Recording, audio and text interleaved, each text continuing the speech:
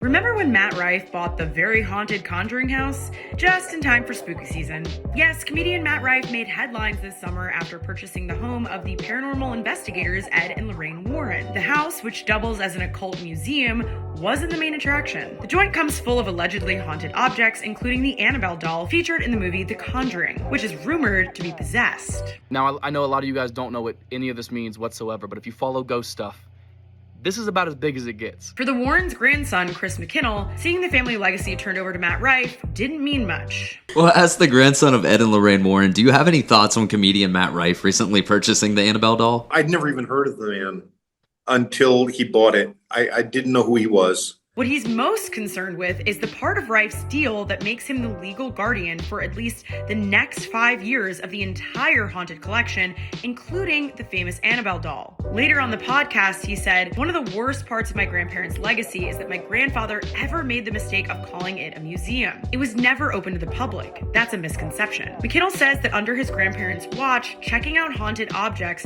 was possible only by special invitation to 1 or 2 people at a time. Getting that permission came with very specific instructions. Don't touch anything, don't treat anything with misrespect, do not try to communicate with anything. That all changed when the Warrens' daughter and McKinnell's mother, Judy Spira, took over the collection with her husband Tony. The couple sent Annabelle and other spooky objects out on tour, a practice that McKinnell says is a betrayal of everything my grandparents spent their lives doing. Laugh it off if you want, Matt Rife, but the last caretaker of Annabelle, paranormal investigator Dan Rivera, died mysteriously this summer while on tour with the doll. An autopsy determined that Rivera died of a heart attack, but his unfortunate end is precisely the kind of fate McKinnell is worried about. Maybe Rife is taking such warnings seriously. His reps told Entertainment Weekly that he has no plans, and there have never been plans to take any of the artifacts on tour. But the comedian is posing for selfies with the doll and finding more ways to cash in on his investment.